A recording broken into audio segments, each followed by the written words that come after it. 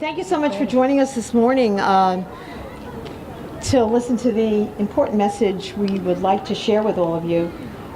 Certainly nothing that we haven't heard in the past, but certainly something that bears repeating.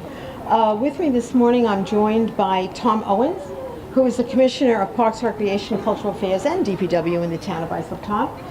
Also, Mark Taramina, who's our Recreation Supervisor and supervises all of our lifeguards and does a fine job. Craig Amirando, who's with the town, a 27-year veteran lifeguard at Atlantique. Craig?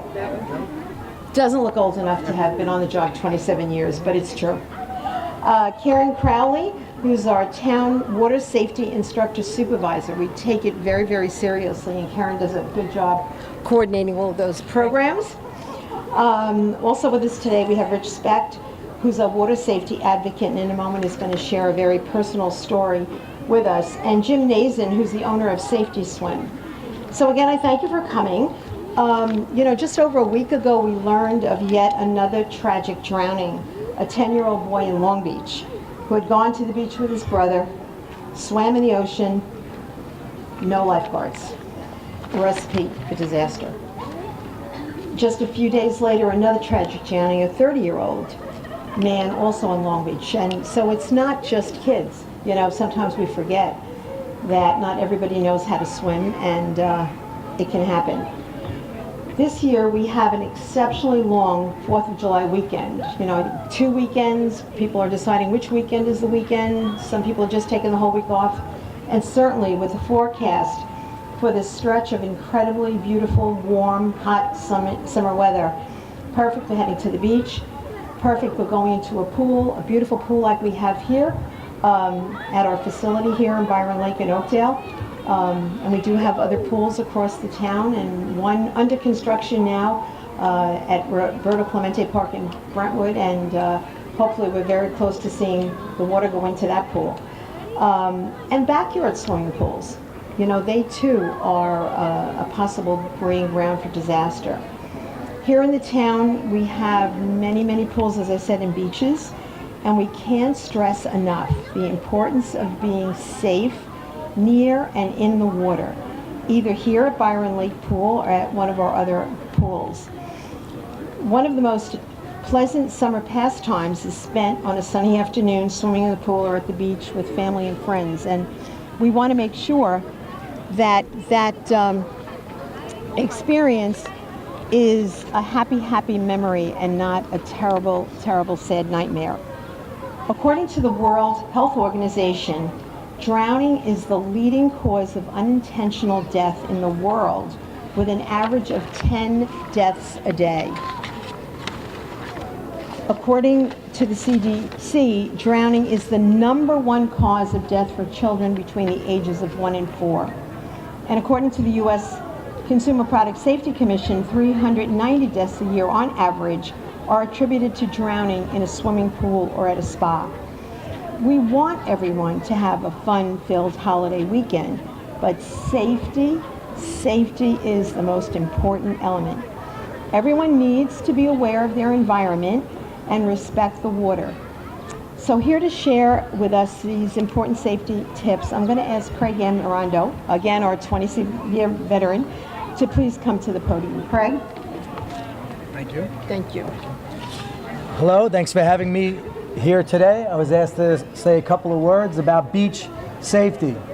It is very important to never go in that ocean unless lifeguards are on duty. Only swim while they're on duty, and make sure you swim in their flagged area. To the right of me, you see a sign with the flags that the town of Islip flies during the day.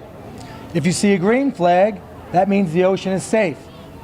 No rip currents, no big waves. If you see a yellow flag, there will be some waves, there might be some rip currents. You will ask the lifeguards and they'll instruct you and tell you where to swim. When you see a red flag, that means it's dangerous water. Only strong swimmers should swim in the ocean and of course swim in the flagged area. When you see 2 red flags crossed like that, that means the beach is closed. So no one will go in the water when the flags are crossed. If you see a purple sign, That means there is a dangerous species in the water. Make sure you go up to the lifeguard and they will let you know whether you can go in the water or not. But my main message today, I want to make it clear, that ocean is unforgiving. If there are no lifeguards, no one should go in that ocean.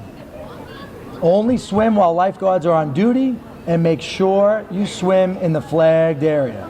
We want everyone to enjoy themselves at the beach, and we want everyone to be safe. Thank you. Thank you so much, Craig. Thank you. Thank you very much, Craig, and words of wisdom, really, please heed them. I remember watching the newscast the other day after that tragic drowning in Long Beach, and they were filming the jetties and mentioning how particularly dangerous it is swimming near the jetties because of the current. So I guess along with those important messages that we heard from Craig, let's try to remember that too. Teaching your children to be comfortable in the water at an early age is crucial to safety near and in the water. So having said that, I'd like to ask Kieran, our water safety instructor, supervisor, to address some key points of water safety for our kids. Kieran? Thank you. As a water safety instructor trainer, I know that most drownings can be avoided. It's a matter of taking certain precautions in, on, and around water. Here at the town of Islip, we have accessible and affordable swimming lessons. We offer parent and child lessons for children as young as 6 months old. We have an extensive Learn to Swim program that starts with preschoolers who are 3 years old. We have an adult program for people that have never learned how to swim or who just want to work on their strokes and their fitness. I also want to mention, as far as boating, because a lot of people here on Long Island are boaters, that you should wear your Coast Guard approved life jacket.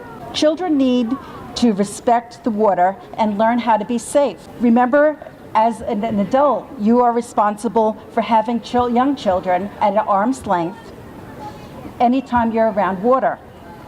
Accidents can happen quickly, and we as adults need to know how to respond quickly in an emergency. In all our Red Cross lessons, we emphasize and teach all aspects of safety in, on, and around water. So everybody, let's have a safe and happy summer. Thank you. Thank you. And thank you, Kieran. Safe and happy certainly is what we are striving for. And I hope everybody heard Kieran say that we also have swim lessons for adults. And I'm probably one of those adults who's not probably, but it's true, not a very strong swimmer, so it might be something I have to look into. Now I'd ask, joining us today is Rich Specht. He's got a very important, touching personal story that we are so grateful that he's willing to share with us today. Rich, if you would please come to the podium to share your story and the program Respect the Water, which actually was named after his son. Rich?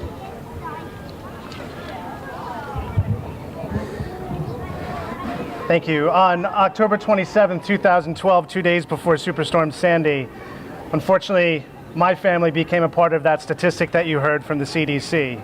We lost my 22-month-old son to an accidental drowning. I'd like to think that the real reason my son passed away wasn't because of the drowning itself, but because of the ignorance that I had and that many people have when it comes to the facets of water safety. Most of us believe that water safety begins and ends with supervising our children around the water. But as any parent knows, that supervision can break down at any time, and there's no such thing as a perfect parent. I unfortunately found out the hard way when we lost my son due to a simple miscommunication between a friend of mine, and that 5 minutes was all it took. And in the time since, it has become part of the goal of our foundation, the Respect Life Foundation, named after my son, Richard Edwin Amer Specht. His nickname was Reese, our last name is Specht. We've partnered with Safety Swim swim schools to develop a school program to teach children all of the aspects of water safety. Water safety is not just watching your children around the water. Water safety is getting swim lessons at an early age so that children can save themselves. Reese had no familiarity with the water. At 2 years old, he wasn't able to save himself. He drowned in 18 inches of water. Had he had that familiarity, had he had a respect for the water, that wouldn't have been the case. So our goal with our program is to teach children all aspects of water safety, including being vigilant, no horseplay, making sure that you have the proper safety skills to get into the water. Those are all the aspects that need to be followed in order to ensure that no other family will share my story going forward. So in this holiday weekend and any time, we need to teach children and their families to be safe and respect the water. Thank you. Thank you so much, Rich. To have to endure a tragedy like that is unfathomable as a parent, as a grandparent. But I have to tell you, we can't thank you enough for what you're doing in being out there, sharing that story that hopefully, not hopefully, but I know will make a difference in saving many, many children from the tragedy your son had to endure, and also for the parents. We have water instruction going on this morning. Behind me, children are learning water safety at an early age and how to exit a pool safely. I'd encourage everyone, please, to sign their children up for swim instructions, either at your local town pool, safety swim, open water swim, the Y. There are many programs out there. Look at our recreation news, check our website. We are more than willing to share that information and help be accommodating in any way possible. Okay, well, it is our fervent hope that what we've done here this morning will help raise that awareness, help save another tragedy from happening. And we wish everyone a very, very happy, but all the time safe holiday season. Thank you so much for joining us.